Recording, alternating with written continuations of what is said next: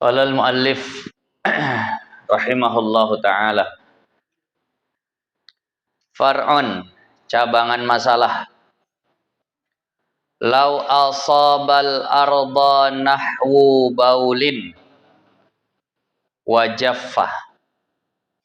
Kalau seandainya ada tanah kena semisal air kencing, boleh juga darah, boleh juga misalnya khamar. Ini contoh-contoh cairan yang najis ya. Ada tanah kena semisal air kencing, wajaffa, lalu air kencingnya mengering di tanah tadi itu. Nah, ini kalau dicontohkan dulu ini pas. Kenapa? Karena masjid orang dulu itu tanah kan itu. Nah, kalau seandainya ada tanah kena air kencing atau semisal air kencing, wajaffa, lalu air kencingnya kering, fasubba ala maudhi'ihi ma'un, lalu dituangkanlah air di atas air kencing tadi itu. Ini tanah kena air kencing kering. Kira-kira kalau tanah kena air kencing, kemudian air kencingnya kering, warna air kencingnya masih kelihatan nggak kalau di tanah? Nggak. Baunya pun nggak ada lagi itu kalau sudah kering. Ah, berarti najisnya najis apa? Hukmiyah. Najisnya najis hukmiyah. Kemudian dituangkan air di atas tempat yang kena air kencing yang udah kering tadi itu. Dituangkan air ke situ. Ala maudhi'ihi, di atas tempat yang kena air kencing tadi. Ini tanah ya. Di atas tanah yang kena air kencing tadi. Faghamarahu, lalu air yang dituangkan itu meratai seluruh air kencingnya tadi. Misal air kencingnya ya kurang lebih selebar kita bilang 30 cm.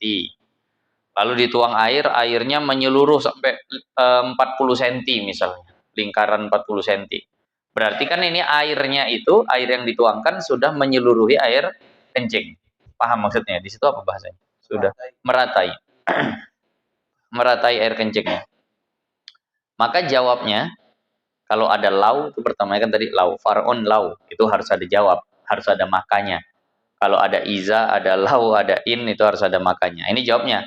Tohura. Maka tanah itu dianggap sudah suci. Nah, udah. Jadi gitulah cara membersihkannya. Ini kenapa dibahas di sini? Karena begini, yang lalu kan kita diajarkan kalau basuh najis itu airnya harus datang. Kemudian kesannya kan air datang lewat airnya, air itulah yang membawa najis tadi, kan begitu.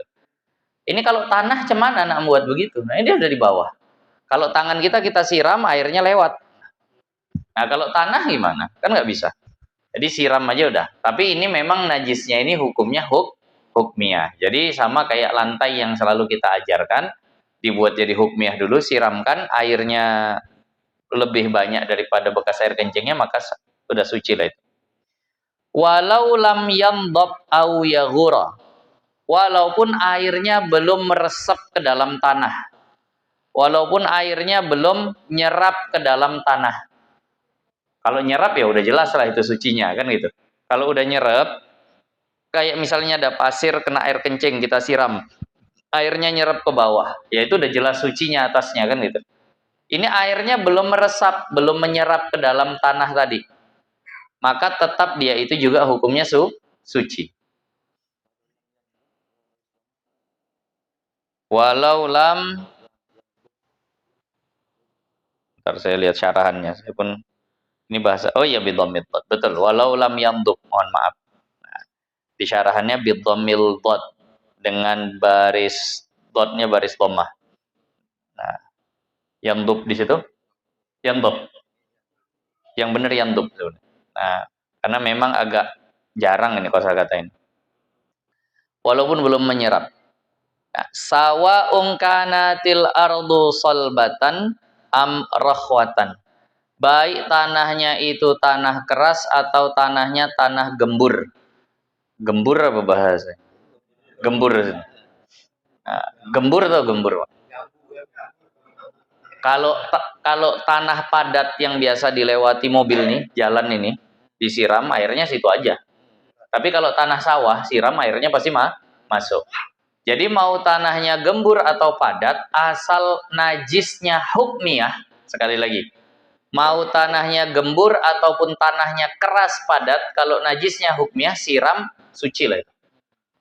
Apalagi kita keramik, mana bisa lagi nyerap ke bawah. Tapi kalau najisnya hukmiyah disiram, maka udah beres. Nah, kenapa udah kering, udah tak ada sifatnya. Nah, nah. Wa idza kanatil ardu lam tatasharrab ma tanajjasat bihi. Nah, fala budda min izalatil aini qabla sabbil ma'il qalili 'alaiha. Nah, ini kasus kita. Ini kasus yang di rumah. Jadi yang kita amalin itu ada nasnya, ada tertulis di kitab. Dan apabila buminya itu, lantainya itu tidak menyerap sesuatu yang menajisinya, tidak menyerap air kencingnya. Seperti keramik, lantai rumah, kena air kencing. Nyerap nggak air kencingnya ke bawah? Enggak. Sementara kita udah mau nyiram nih, udah mau bersihkan, tamu udah mau datang, nunggu kering ya lama kan gitu. Ada anak kencing, udah biarin aja di kitab Fathul Mu'in nanti nunggu kering. Ya lama kalau dibiarin keringnya. Nah, jadi bagaimana caranya? Di sini dikatakan fala budda min izalatil aini qabla sabbil ma'il qalil 'alaiha. Maka mestilah dihilangkan ain najisnya dulu. Nah, sebelum disiram air yang sedikit ke atasnya. Kencing anak di atas keramik. Nampak air kencingnya. Putih kekuningan. Ini mau dibersihkan. Maka buat dia jadi hukmiyah dulu. Najis itu kan ada dua. Ada najis hukmi, ada najis aini. Bedanya gampang saja. Asal ada sifatnya, itu aini. Asal tak ada sifatnya, itu hukmi. Nah, jadi kalau masih nampak air kencingnya di atas lantai, di atas keramik, berarti najisnya masih aini. Siram air, airnya benajis. Dipelkan ke seluruh rumah, satu rumah benajis. Jadi gimana caranya? Buat jadi hukmi dulu. Ambil tisu, ambil kain lap, tempelkan, nyerap, semua buang. Ambil lagi, sampai memang udah tak ada lagi cairannya. Kan bisa. Nah, cuma ya memang korban banyak kain lap. Tapi itu ya mesti. Setelah ditengok, wah ada kering. Atau masih ada bekas basah-basah sikit, ambil kipas, kipasin. Arahkan kipas angin ke situ. Dah kering betul, pegang tak ada lagi airnya sedikit pun. Tapi pertanyaannya, masih yakin nggak kita itu lantainya bernajis? Yakin. Kenapa? Belum pernah dibasuh. Nah, memang enak itu ikut madhab Hanafi kalau ini. Madhab Imam Abu Hanifah, kering, kena api, kena matahari, suci. Nah, kalau bolehlah seenak-enaknya pindah mazhab, ibu-ibu tak pusing dia kalau tempat tidurnya kena ompol. Tapi memang begini, kalau udah payah kali, ya memang agak payah betul. Agak payah betul, tempat tidur kena air kencing. Dah, tempat tidur kena air kencing. Ya kalau dia udah kering aman kan gitu. Ini ibu-ibu ya. Kalau ada tilam, nah, tilam mau yang spring bed atau yang kapuk, kena kencing anak, berarti tilam itu benajis. Secara hukumnya, kalau benajis ya disiram kan gitu. Ya tapi masa sih tilam kapuk disiram? Ya payah jadi kerjaan. Nah akhirnya cuma dijemur keluar kan gitu. Kering dia. Ya, dipukul-pukul lah sama emak-emak tuh. Biar hilang abunya. Habis itu ditaruh lagi di kamar. Wah, tuh tidur agak sedap. Kenapa? Agak jadi makin tebal dia. Karena udah dijemur. Tapi bagian yang tadi kena air kencing anak, ada dibasuh nggak tuh? Tidak. Berarti hukumnya bernajis atau suci? Bernajis. Tapi kalau bernajis kering, badan kita juga kering, bersentuhan, ya nggak apa-apa. Nggak ada perpindahan najis, asal jangan bersentuhan pas sholat. Kalau bersentuhannya pas sholat, kering sama kering pun tak boleh. Tapi masalahnya, apa iya kita senantiasa kering kalau di atas kasur tuh? Pas musim panas, tidur di atas kasur tuh berkeringat. Wah, menempel semua. Nah, udahlah menempel badan benajis, pegang garuk-garuk kepala segala macem. Benajis seluruh badan. Tapi kalau memang udah sampai ke setingkat payah betul, saya tak akan menyuruh orang tuh mengulang sholatnya segala macam. Kenapa? Karena mazhab Hanafi mengatakan kalau sudah dijemur, kering udah suci. Nah, tapi kalau masih bisa diantisipasi, antisipasi. Saya sama istri saya, sampai memang habis betul usaha atau memang udah kepayahan betul. Nah, jadi bilang, cemana lah ini? Nah, ini anak kecil asik kencing saja, ini saja. Tak ada spray yang tahan air, tak tembus air. Carinya, oh ada, nah itu beli dulu. Nah, lagi masih bisa begitu, beli dulu. Nah, jadi kalau kasur tuh udah kena najis, tutup pakai itu, berkeringat pun kita tak tembus airnya ke bawah. Nah, atau kalau seandainya udah dipasang spray anti air tuh, anak ngompol, ya spray aja yang basah. Tak tembus sampai bawah, spraynya tinggal cuci. Beres. Nah, jadi itulah dulu usahanya. Karena masih bisa diusahakan. Tapi seandainya ada orang-orang, wah, dari dulu udah begitu, Ustaz. Ya berkeringat-keringat, nggak jelas lah udah. Tidur situ. Mesti diulang salatnya. Saya tak akan katakan wajib ngulang. Enggak. Kalau mau diulang, bagus. Kalau enggak saya sampai katakan sampai berdosa. Karena mazhab Hanafi masih membolehkan. Nah, jadi dia wajib menghilangkan ainnya sebelum disiramkan air yang sedikit ke atasnya. Kama sebagaimana laukanat fi inain. Nah, sebagaimana kalau najis itu adanya di dalam bejana. Kalau najis itu adanya di dalam bejana. Nah, maka harus dihilangkan dulu sebelum disiramkan air ke atasnya.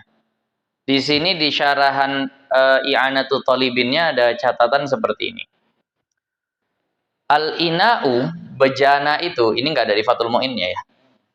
Al-ina'ul mutanajjisu, bejana yang bernajis itu, idza wudi'a fihi ma'un, kalau diletakkanlah di dalamnya air, wa udira, lalu air tadi itu diputar-putar, fi jawanibihi, ke pinggiran-pinggirannya, sama kayak kita kalau membersihkan ember kan gitu. Masukkan air putar-putar. Nah, ataupun bersihkan botol, masukkan air putar-putar. Karena payah juga keran dari atas. Botol itu muncungnya di bawah. Nah, kecuali yang bisa dibalikkan begitu kan payah. Jadi kita masuk, kita putar-putar, habis itu kita buang kan gitu. Padahal waktu dia tergenang, itu kan benajis. Kan begitu. Jadi kapan sucinya tuh kalau begitu? Kecuali kalau udah hukmiyah lah nanti. Nah, jadi kalau seandainya diputar-putar fi jawanibihi yathuru kulluhu, maka sucilah semuanya. Nah, tapi di sini dikatakan mahalluhu malam takun ainun najasati fihi. Selama benda najisnya tak ada di situ. Artinya kalau ada di situ, dia nggak bisa. Jadi makanya jangan sampai, ini misal di gelas nih ada tai cicaknya. Masukkan air, putar-putar, buang. Itu masih benajis. Masukkan lagi, putar-putar, buang. Nah, yang kedua itu baru tak benajis. Nah, itu tadi. Jadi kalau seandainya masih ada benda najisnya situ, masih benajis dia. Nah, nah, kemudian yang berikutnya. Walau kanatin najasatu jamidatan, kalau seandainya najisnya itu najis kering atau najis padat, mohon maaf bukan najis kering, najis yang berupa benda padat. Nah, keras di situ. Diartikan keras. Fatafattatat, lalu pecah-pecah hancur. Apalah kita contohkan.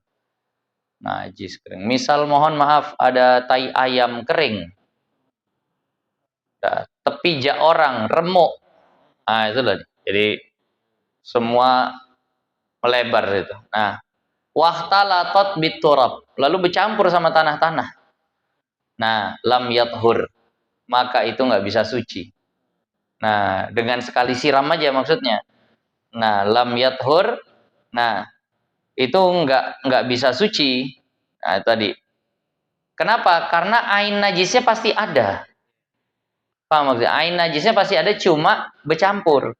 Beda sama air kencing yang kering tadi. Itu memang tak ada lagi ainnya. Nah, lam yathur. Kal mukhtaliti binahwi sadid. Seperti yang sudah bercampur dengan nanah. Air luka, di situ diartikan nanah. Nah, misal ada tanah kuburan. Itu kan pasti pecah di bawah tuh. Dengan darah, nanah, segala macam. Digali lagi naik ke atas, ya pasti bernajis. Nah, tadi. Nah, jadi nggak akan bisa suci biidhafatil ma'i alaih, dengan menuangkan air di atasnya, nggak bisa. Nah, bal akan tetapi labudda min izalati jami'i turab al-mukhtaliti biha. Wajib menghilangkan seluruh tanah yang bercampur dengan tai ayam yang udah pecah kering tadi. Misal ini ada tai ayam kering, tapi jak orang hancur remuk. Siram air nggak akan bisa suci. Orang nggak nampak kok tai ayamnya. Kalau nggak nampak karena bercampur tanah, bukan karena hilang. Kalau kencing tadi tak nampak karena memang hilang, bukan karena bercampur. Ini karena dia terbaur sama tanah. Jadi bagaimana caranya? Hilangkan dulu semua tanah itu. Ambil sapu lidi, buang dulu semua. Nah, atau disekop. Nah, pokoknya tanah yang bercampur itu udah hilang lah semua. Nah, begitulah caranya. Kalau udah hilang begitu, perlu disiram lagi nggak? Perlu disiram lagi nggak kira-kira? Udah dihilangkan? Tidak. Kenapa? Karena kan kering. Paham maksudnya? Kering sama kering itu nggak perlu siram, cuma dia disingkirkan aja. Nah, udah habis. Nah, kemudian wa afta ba'duhum fi mushafin. Nah, wa afta ba'duhum fi mushafin tanajjasa bi ghairi ma'fuin anhu. Dan berfatwa sebagian ulama tentang mushaf yang bernajis dengan najis yang tidak dimaafkan. Nah, misal ada Al-Quran kena darah banyak darahnya, kan tak dimaafkan tuh. Nah, atau ada Al-Quran kena tai cicak nempel, nah tai tikus. Nah, kalau bangkai nyamuk itu dimaafkan karena memang sulitlah menjaga dari yang seperti itu. Nah, kalau bulu kucing juga dimaafkan. Nah, kalau darah dikit dimaafkan. Ini kena darah banyak atau kena tai cicak. Kena pula ke mushaf, ke Al-Quran itu bagaimana hukumnya? Apa fatwanya? Biwujubi ghaslihi. Wajib membasuh Al-Quran tadi. Wajib dibasuh Al-Quran tadi. Loh, rusaklah Al-Quran dibasuh. Di sini dikatakan wa in adda ila talafihi, walaupun dengan membasuh itu akan merusaknya, tetap wajib dibasuh. Itu ibarat seperti ini. Al-Quran kalau bercecer-cecer di lantai, wajib nggak dikutip? Wajib. Haram hukumnya meletakkan Al-Quran sejajar dengan kaki, langsung berdekatan. Nah, itu nggak boleh. Jadi kalau ada Al-Quran tercecer di lantai, itu diambil. Nah, ini juga kita yang ngaji pakai kitab, jangan pernah kitab diletakkan di lantai. Diambil, taruh tempat tinggi. Jatuh lagi. Ambil, taruh tempat tinggi. Berserak lagi. Yang ketiga, hampir masuk paret. Jadi lembaran Al-Quran yang sudah berserakan itu kira-kira solusinya diapain? Dibakar. Nah, dibakar. Bukan untuk membakar Al-Quran, tapi untuk menghilangkan Al-Quran supaya tidak terhinakan. Sebenarnya kalau di sebagian kitab nggak langsung bakar. Siram dulu dengan air sampai luntur tintanya, tulisannya. Jadi seperti kertas kosong. Nah, direndam. Tapi kalau Al-Quran kita yang model sekarang nih, disiram pun tak akan luntur. Nah, direndam pun tak akan luntur. Nah, kalau seandainya dicacah-cacah sehingga tak nampak lagi ya boleh juga. Nah, tapi agak lebih mudah membakar daripada membeli. Jadi silahkan dibakar. Nah, ini pun begitu. Kalau ada Al-Quran kena najis, terhinakan nggak deh? Terhinakan. Terhinakan. Nah, maka hilangkan perkara yang menghinakan tadi itu. Wah, tak bisa lah ini orang kena ininya. Kena kertasnya. Kalau covernya mungkin bisa, yang kerasnya itu. Mungkin bisa. Ini kena bagian dalamnya. Dibasuh, ya hancur. Samalah kayak tadi. Kalau memang harus dengan menghancurkannya, menghilangkan dia, barulah dia bisa terjaga, ya itu nggak apa-apa. Nah, itu tadi. Wa in kana liyatimin, walaupun Al-Qur'annya milik anak yatim. Sampai dibahas. Kenapa? Karena kita nggak boleh kan makan harta anak yatim. Nggak boleh. Nah, jadi ini yang ngurus-ngurus anak yatim, ya hati-hati. Karena larangannya agak keras tentang masalah harta anak yatim. Nah, banyak orang ngasih sumbangan sedekah sama anak yatim, betul. Itu bagus. Nah, tapi memang harus agak, mungkin mudah-mudahan ada pengurus anak yatim di sini, memang harus agak difahami. Yatim itu dalam hadis Nabi, la yutma ba'dal bulugh, dalam satu riwayat. Tidak ada keyatiman setelah baligh. Kadang waktu manggil anak yatim, atau ngasih sumbangan anak yatim, kadang yang baligh-baligh pun udah masih mau dia datang, udah SMP, udah besar-besar. Sementara amanah orangnya, ini ada uang 1 juta atau ada uang 5 juta. Untuk apa nih Bu? Tolonglah bagikan sama anak yatim. Amanahnya sama anak yatim. Kalau dikasih kepada yang sudah baligh, sebenarnya secara fikih bukan lagi anak yatim. Berarti amanahnya tak terlaksana. Nah, tapi tadi undang merajuk dia, Ustaz. Kau udah besar. Ya, tapi kan ayahku udah tak ada. Aku pun udah tak ada, kata pengurusnya. Ayahku udah tak ada. Kalau main aja tak ada. Karena batas yatim ini memang sampai baligh. Jadi kumpulkan anak-anak yang belum balik. Nah, begini. Tentulah ini jadi masalah, jadi polemik. Maka yang berinfak, yang ngasih sumbangan pun harus bijak. Ini untuk anak yatim. Sama ya kalau ada sisanya sepantasnya berikan kepada pengurus. Nah, mungkin yang sudah baligh itu kan jadi ketua. Bisalah dianggap jadi pengurus. Payah juga dia. Nah, dia yang paling besar. Nah, kau bawa anak-anak tuh nanti ya. Walaupun dia yatim, tapi dia dianggap ya, udah yatim tapi yang udah baligh lah. Nah, dialah yang bawakan naik angkot segala macam. Nah, itu dihitung pengurus. Nah, itu tadi. Dan memang bijaknya begitu, Bu. Ini ada sumbangan untuk panti asuhan untuk anak-anak yatim sini, sama keperluan-keperluan panti lah, atau sama keperluan pengurus. Langsung diangkatkan seperti itu. Nah, karena mereka mau nggak mau kan pasti tetap orangnya itu perlu juga. Nah, karena memang agak berat. Di Al-Quran dikatakan barang siapa yang makan harta anak yatim, seolah-olah dia memasukkan ke dalam perutnya itu bara api. Nah, masukkan ke dalam perutnya itu bara api. Itu ayat Al-Quran. Sehingga yang pernah diceritakan kepada kami oleh Syekh Dr. Sobron Effendi ketika membahas kitab Sahih Bukhari tentang anak yatim tuh, udah pernah juga saya ceritakan. Ada orang lagi berjalan, bermusafir, belum sampai tempat, udah malam kedinginan. Akhirnya udahlah kita pasang tenda camping. Nah, di tengah padang pasir tapi lagi musim dingin. Cari kayu mau dihidupkan nggak bisa. Tiba-tiba ada seorang ulama di situ. Siapa yang di rumahnya ada anak yatim?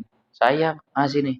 So, aku tiup-tiup terus dulu api. Tiup-tiupnya batang kayu tadi, tumpukan kayu tadi itu, tiup-tiupnya lama-lama terbakar. Hidup api tadi. Dalam hati dia, wah hebat juga aku nih. Tuhan kok tahu aku bisa menghidupkan api ini? Pikir dia punya kelebihan. Ternyata kata Tuhan tadi itu, karena di Al-Quran dikatakan orang yang makan harta anak yatim itu macam masuk bara api ke perutnya.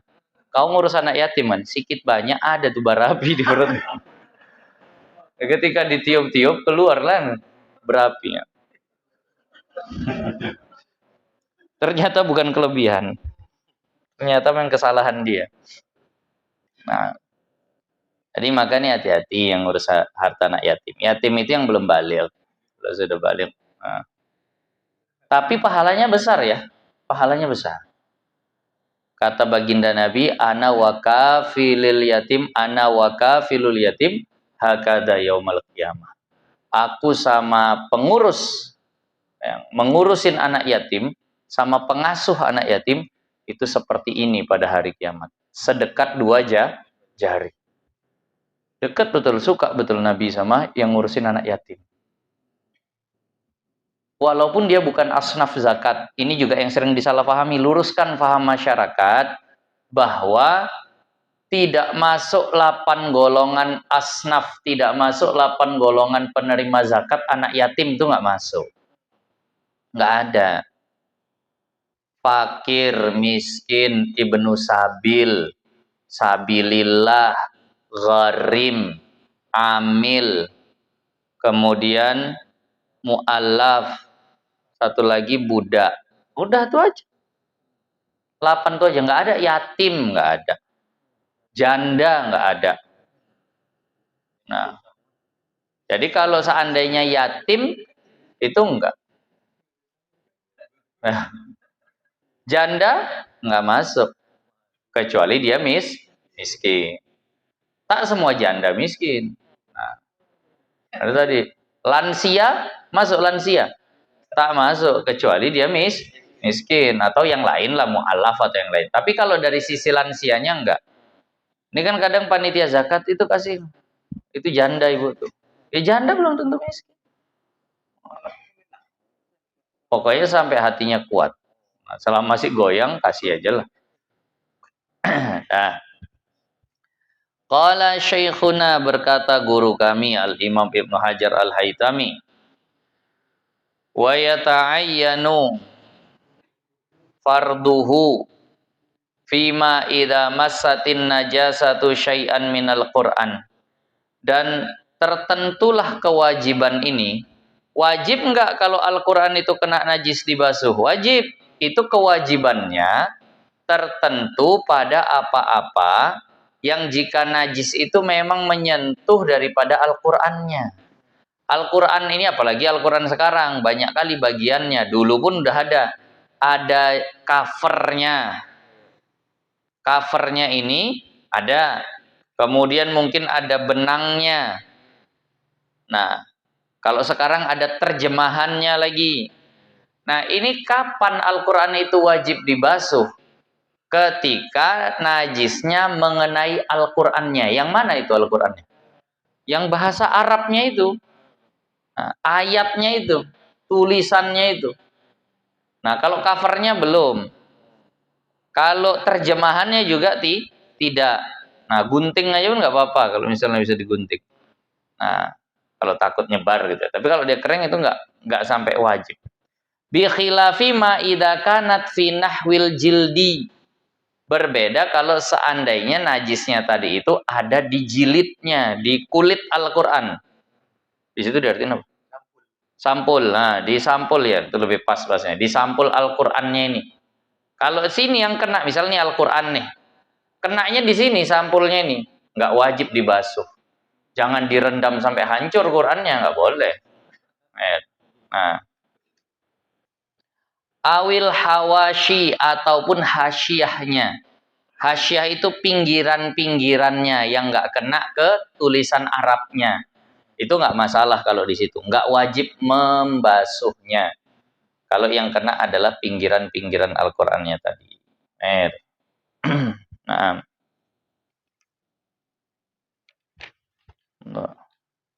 Kemudian far'on, satu masalah. Ghasalatul mutanajjisi. Air bekas membasuh benda yang bernajis. Ini kita bahas, saya jelaskan walaupun teorinya ini enggak teramalkan. Air bekas membasuh sesuatu yang bernajis, walau ma'fuan anhu, walaupun najis ini adalah najis yang dimaafkan, tangan kena darah dikit, itu kan dimaafkan. Disiram, apa hukum airnya? Air bekas siramannya. Nah, kadamin qalilin, contoh najis yang dimaafkan seperti darah yang sedikit. Inim fasalat, kalau airnya sudah terpisah. Wa qad zalatil aini wa sifat, wa qad zalatil ainu wa sifatuha. Dan benda najis serta sifat-sifatnya udah hilang. Misal, nepuk nyamuk di tangan, pecah perutnya. Ya kan ada bekas najisnya. Siram pula pakai air segini. Siram. Di bawahnya ada gayung, tertampung. Dengan sekali siraman itu, mungkin nggak darahnya hilang? Mungkin. Hilanglah darahnya tadi. Dah. Berarti sudah berpisah airnya dan darah serta sifat-sifat darahnya hilang. Nah. Walam tataghayyar, dan ditengok airnya nggak berubah. Nggak memerah, rasa tetap sama, aroma tetap sama. Nggak berubah air yang bekas cuci tangan berdarah tadi itu. Walam yazid waznuha, dan tidak bertambah timbangan airnya. Ini agak payah nih. Nah, tak bertambah timbangan airnya ba'da atibari ma ya'khuduhu thawb minal ma', setelah memperhitungkan air yang menyerap ke bagian yang dibasuh. Mana lah ngitung airnya yang tinggal. Ini gini. Contoh sajalah. Nah, ini ke kain bisa, atau ke tadi kita contohkan tangan kita tadi. Ini ada air misal 50 ml, kan kecil karena darahnya kecil. 50 ml siram, di bawah ditampung. Ada nggak yang nempel-nempel di tangan nih? Kan ada yang nempel-nempel di tangan. Disiram. Tadi waktu sebelum nyiram 50 ml. Setelah disiram, dihitung. Dihitung di bawah, ternyata 45 ml, berkurang 5 ml. Dicek, yang nempel di tangan ini nyampe nggak 5 ml misalnya gitu. Kan basah nih nempel di sini. Sampai misalnya gitu. Berarti tidak bertambah. Paham maksudnya? Cemana ngitungnya? Ini teori aja lah itu tadi. Nah, jadi setelah yang diserap kain, kalau kita bersihkan kain, atau dinempel di tangan kalau kita nyuci tangan. Wal ma'u minal wasah, dan juga mempertimbangkan kotoran yang dibawa air. Ini misal contoh lagi, ini lebih payah lagi kalau diikutkan ini. 50 ml siram ke tangan, ditimbang. Loh, kok tetap 50 ml? Sementara di sini ada yang basah. Perhatikan, di tangan ada yang basah. Ini 50 ml waktu disiram, waktu di bawah kok tetap 50 ml. Ternyata dicek yang nempel di tangan itu ada 5 mili. Nah, berarti airnya kan seharusnya 45. Ternyata setelah diteliti, daki di tangan ikut ke situ. Nah, daki di tangan ternyata menambah jadi 5 mili. Berarti 50, tapi tetap nggak sebenarnya airnya?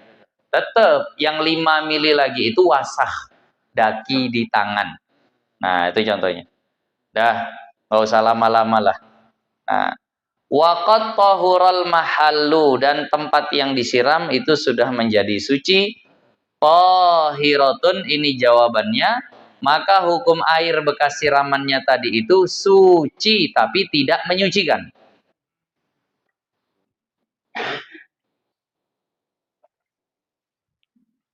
Nah, yang jadi masalah, bisa nggak kita ngitung-ngitung itu tadi? Enggak. Nah, kata Imam Ibnu Hajar Al-Haytami, qala syekhuna, berkata guru kami Al-Imam Ibnu Hajar Al-Haytami, wa yazharul iktifa'u fihima bizzan, dan jelaslah bahwa memadai pada keduanya. Kedua yang mana nih? Pada kedua yang mana? Menghitung air yang nempel di kain sama menghitung kotoran yang terbawa air. Pada dua masalah ini cukuplah bizzon, dengan zon saja. Udah. Kayaknya udah lah ini. Ada. Nah, mana pula mau dihitung-hitung, pakai alat lah kalau ngitungnya. Nah, Far'on, satu masalah, cabangan masalah terakhir lah. Idza waqa'a fi ta'amin jamidin, apabila terjatuh di makanan yang padat. Apabila terjatuh di makanan yang padat. Nah, kasamnin, seperti minyak samin. Nah, itu kalau kita artikan misal mentega saja lah ya, seperti mentega. Nah, seperti mentega. Apa yang jatuh? Fa'rotun, tikus yang udah mati, bangkai tikus. Kalau tikus hidup tak najis. Masalan sebagai contoh. Famatat, oh di sini baru mati dia. Masuk dia ke mentega, tak bisa lagi dia naik. Masuk ke mentega, tak bisa naik lagi, akhirnya mati. Lengket di mentega tadi itu mati. Tak bisa melepaskan diri. Nah, maka apakah menteganya masih bisa dipakai? Bisa. Kenapa? Karena dia itu benda padat, bukan benda cair.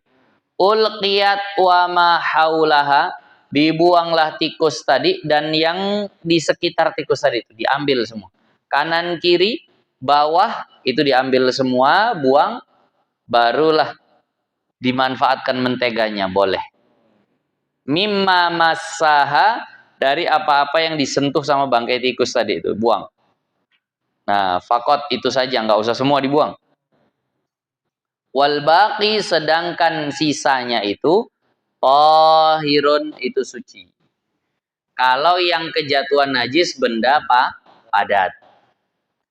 Apa definisi benda padat? Di sini dikatakan wal jamid. Nah, dan yang jamid itu, nah, huwallazi idza ghurifa, yang kalau kita ciduk, nah, minhu, darinya, lam yataradda ala qurbin, tidak kembali dia dengan dekat. Dengan dekat, di situ diartikan apa? Tidak bergelombang, mungkin itu.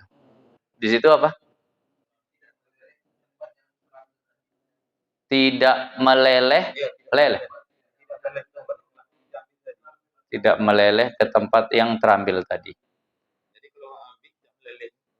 Nah, ya. Kalau dia ambil tidak meleleh. Nah, jadi misal gini. Kalau seandainya mentega kita ciduk, kita angkat, tetap gitu nggak dia bentuknya? Tetap seperti itu ya. Tetap dia keroak gitu. Kalau seandainya minyak makan kita ambil, tertutup nggak sama samping-samping? Tertutup rata lagi dia, kan itu. Berarti minyak makan ini masih kategori cair. Kalau saus tomat, kalau yang murah, ambil kayak air dia udah. Tapi kalau saus tomat yang agak kental itu, kita tekan gini bisa peot dia tuh. Paham maksudnya? Kayak sasa atau apa segala macam. Nah, berarti itu termasuk jamid. Nah, termasuk padat. Nah, itu tadi. Kalau yang cair nggak bisa. itu udah bernajis semua kalau sedikit. Tapi kalau yang padat, mana-mana yang kena itu sajalah. Nah, jadi diambil, nggak menutup lagi dia kena. Nah, itulah kategori padat. Nah, tapi memang ada sebagian ulama itu mengatakan kalau minyak masih bisa dicuci. Tapi itu kaul yang jarang dipakai. Kenapa? Karena hadisnya jelas. Ketika ada sahabat datang kepada baginda Nabi, ya Rasulullah, nah sesungguhnya ada tikus mati di minyak saminku. Maka kata Rasulullah, minyak saminnya beku atau cair. Kalau minyak saminnya beku, buang tikusnya, buang yang dia sentuh, yang tersentuh najis silahkan pakai lagi. Tapi kalau minyak saminnya cair, maka kata Rasulullah fala tuqarribuhu atau fa'ariquhu, maka buang minyak saminnya. Maka buang minyak saminnya. Ini pertanda bahwa minyak tidak bisa disucikan. Walaupun ada satu fatwa.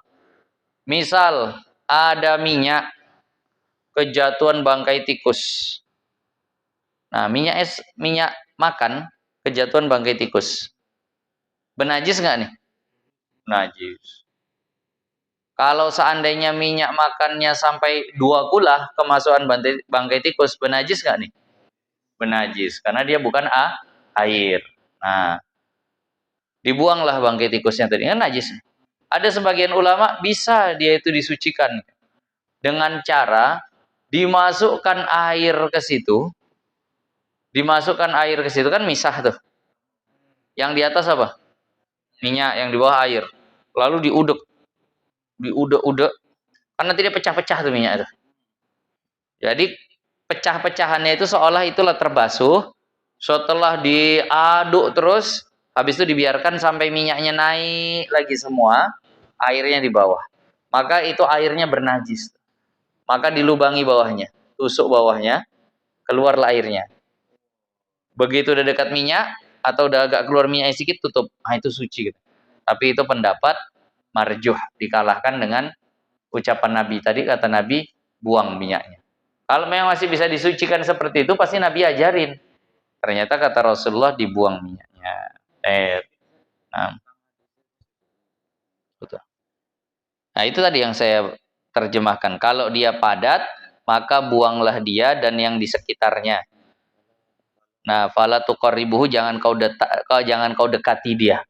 Nah, di sebagian riwayat fa'ariquhu, maka tuangkanlah dia. Ada fala tuqarribuhu, jangan kau dekati dia, artinya jangan kau manfaatkan.